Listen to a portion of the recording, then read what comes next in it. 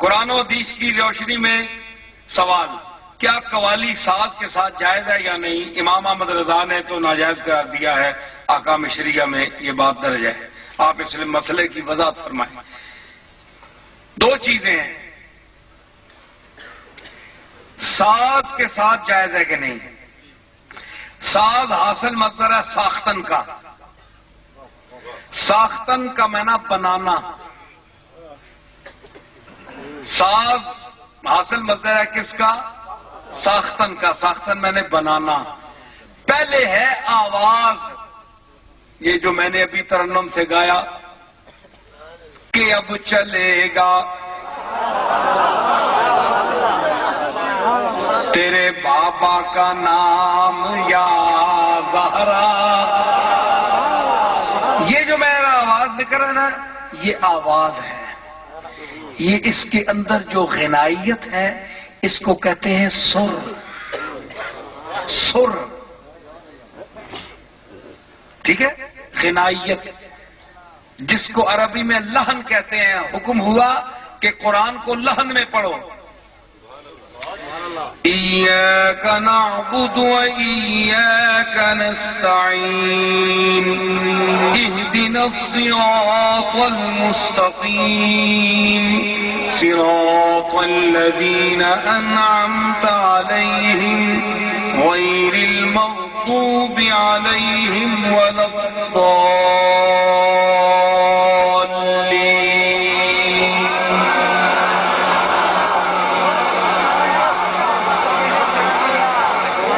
سمجھ آئی؟ اس کو لحن کہتے ہیں۔ حضور فرمایا اس وچ پڑھو، جے نہ پڑھ سو تے پچھے نماز پڑھنے والے نہیں آؤ لگے، غنائیت رکھو تاں جے لوگ کھڑے رہن تے ذوق پیدا ہوئے۔ حدیثاں میں فرمایا کہ قرآن لتھا بھی درد دے لہجے، حدیث ہے، درد دے وچ لتھا چاہیے درد والے پڑھن تے درد نال پڑھن، تے درد غنائیت وچ آنا ہے۔ تے سب تو پہلے اگر اے من ہے، میرا جواب سنو، سب تو پہلے من ہے تے اللہ نے ہر بندے دے گاٹے دے اندر ساز کیوں فٹ کیتا ہے؟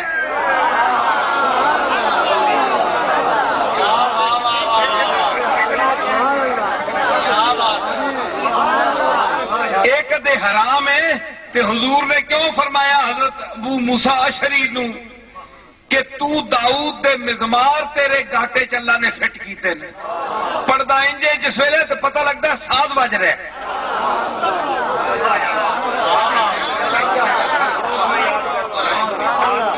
اگر یہ شرک ہے تے اللہ ہر بندے نو شرک دے کے بھیجیا ہے، مشرک بنا کے بھیجیا۔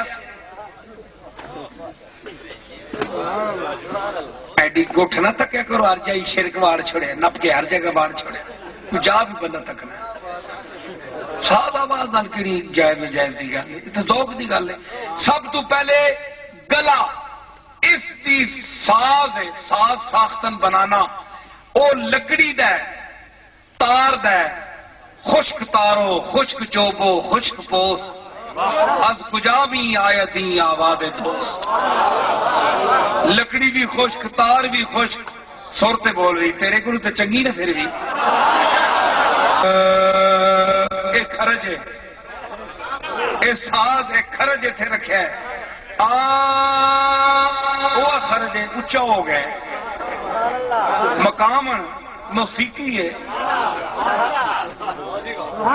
اسی ایویں ویلاں دینے والے پیر نہیں ہاں، چشتی نظامی ہاں،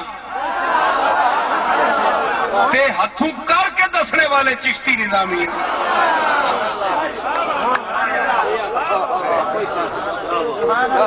امیر خسرو فرمایا آواز دے لحن دے متعلق کہ جس ویلے اللہ نے روح پائی نا آدم وچ، تے روح کوٹھے کالا کوٹھا سی، اندر انیرا سی، روح وردی نہیں ہے، خوف پہ گیا روح نو، اتنے کج بڑا نکا جا کوٹھا ہے، نہ لگا جا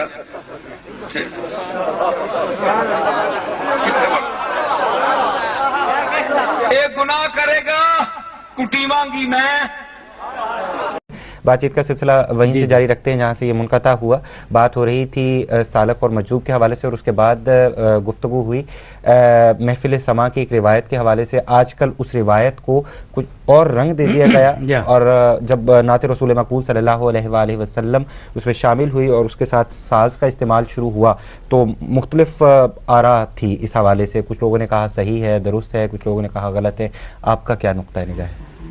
ہاں, بڑا اہم سوال ہے. پہلے تو یہ جی کہ سما جو ہے یہ سما اے برادر بگویم کے چیست مگر مستمیرا بدانم کے کیست. سادی نے گلستان میں اس کا جواب دے دیا کہ میں سما کے متعلق اس وقت فیصلہ کروں گا کہ جب میں سننے کے والے کے متعلق یہ طے کر لوں کہ یہ کون صاحب ہیں, کون صاحب, ان کی بساط کیا ہے, یہ کتنے پانی میں ہیں, ان کے یعنی حوالہ تعارف کیا ہے, حدود اربع کیا ہے. صحیح.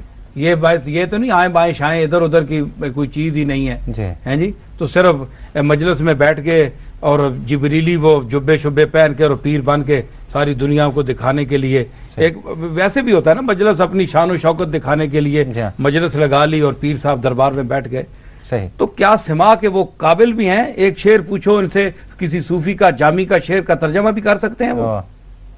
بڑا مشکل ہے. تو حضرت قطب الدین بختیار کاکی نے اس کے لیے زمان مکان اور اخوان کی شرط لگائی کہ جگہ بھی متعین ہو, ہم ذوق لوگ بیٹھے ہوں, اور اس کے بعد ہے کہ جگہ بھی ہو, وقت بھی مقرر ہو, اس میں دنیا کا خیال نہ ہو, اللہ کی ذات کے ساتھ تعلق ہو, اور اس میں آپ کچھ کوئی گائے اگر تو پیش کر سکتے ہیں. اب سما میں اختلاف ہے کہ مزامیر جائز ہیں یا نہیں, تو جائز ہیں حدود شریعت میں رہ کر آپ اس کا استعمال کر سکتے ہیں. جو لوگ اس میں بہت تنگ نظری دکھاتے ہیں تو وہ ان کی میرا خیال ہے بہت سختی ہے, وہ ایسی بات نہیں ہے. آپ حدود میں رہ کر, جہاں تک یہ ہے کہ نئی طرزیں جس طرح آج کل مثلا ہمارے نعت خوان حضرات پڑھ رہے ہیں, بڑی بڑی نعتیں پڑھتے ہیں نئی طرزیں میں, یہ نور جہان کی فلم کی کسی گانے کی طرز میں, کسی اور طرز میں, تو یہ حضور کی شان کے جو نعتیں ہیں اس کے یہ شان کے منافی ہے. نہ قوالوں کو وہ طرزیں پڑھنی چاہیے فلموں کی, نہ نعت خوان حضرات کو. میں تو کہتا ہوں کہ جو نعت خوان جو قوال یہ نئی طرزوں میں پڑھے اس کو کوئی پیسہ نہ دو, کیونکہ یہ بھی ایک مطلب ہے کہ موسم کے لوگ ہیں, موسم دیکھ کر آتے ہیں جدھر بھی جاتے ہیں. تو مقصد جو ہے وہ رسول اللہ کی تعریف نہیں ہے. مائک بند ہو جائے تو تعریف ختم, پیسوں کی بوچار ختم ہو جائے تو ختم. تو یہ بات نہیں ہے. آپ سنا کس کو رہے ہیں؟ آپ کے مخاطبین انسان ہیں یا کملی والا ہے؟